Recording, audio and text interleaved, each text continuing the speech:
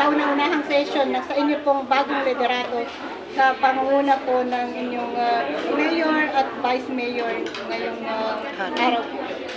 Assalamualaikum warahmatullahi taala wabarakatuh. Waalaikumsalam. Po sa nagtatanan.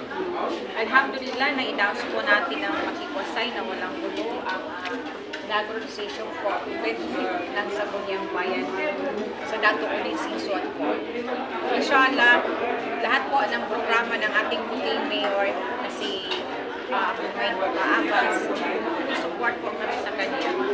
Ano po ang committee na nakahatag po sa inyo na bilang magiging prioridad sa inyo pong first 100 days? Ang priority ko ever since na nag-ESP member ako na hindi ko binitawan is yung committee chair po ako ng Disaster Risk Reduction Management Program. So, patuloy po tayo tutulong sa mga may mga kalamidad sa mga ating mga mayan ng Dato Ulit Sisuat sa pamamagitan ng pagbigay ng ayuda, sa pag-request ng ayuda sa mga line agencies. Ikalawa po na may medyo malaking problema din po sa atin dito is ang ikalawa na committee ko po is sa environment. So, yan ang pag-usapan namin ni Mayor kung paano ma-resolve yung mga basura. Ano po ang mga initiatives natin doon po sa pinaka-pangunahing problema natin dito sa Dato din katulad po ng baha? Ano po yung magiging initiative, first initiative po natin bilang member of the Sangguniang Bayan?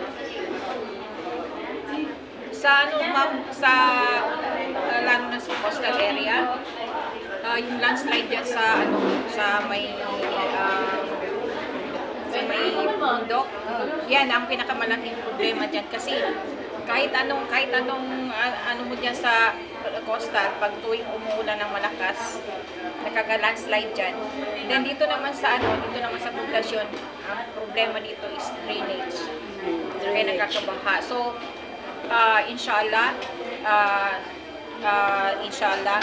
sa pangunguna po ng ating buting Vice Mayor, at sa aming mga councilor, pag-uusapan namin yan kung paano ma-resolve, kung paano magkakaroon ng drainage siya sa para hindi na magkaroon ng baha. Kung magkaroon man ng baha, hindi na ganong malalim. And then, ang pinakaano namin is yung basura. So, pag meron na kasi kaming ordinance na nagawa nung unang councilor ako. So, ang anuin namin ngayon is no segregation of collection of garbage. Yan ang pangunahing natin sa next na session.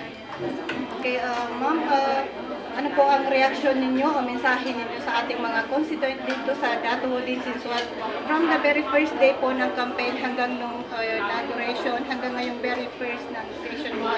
Talaga pong dinudumog kayo ng ating mga supporters. Mensahe niyo po sa ating mga kabangsanan. Assalamualaikum, people of Dato Ulit Sisuat.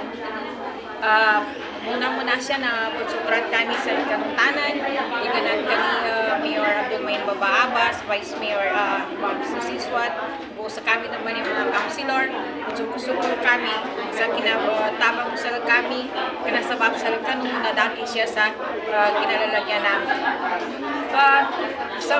Di kanatoda po bitialan siya kulay kanatoda po bitialan sa green or maliga or gado.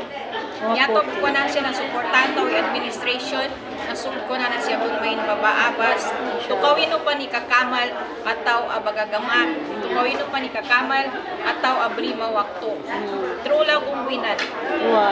Inshallah na sa support mo na panginita sa kadanan na mapiyai flow na administration ni Abdul Mayin Baba Abbas. Shukran po ma'am and congratulations po ulit. Maraming salamat din po. Mabuhay pa tayong lahat.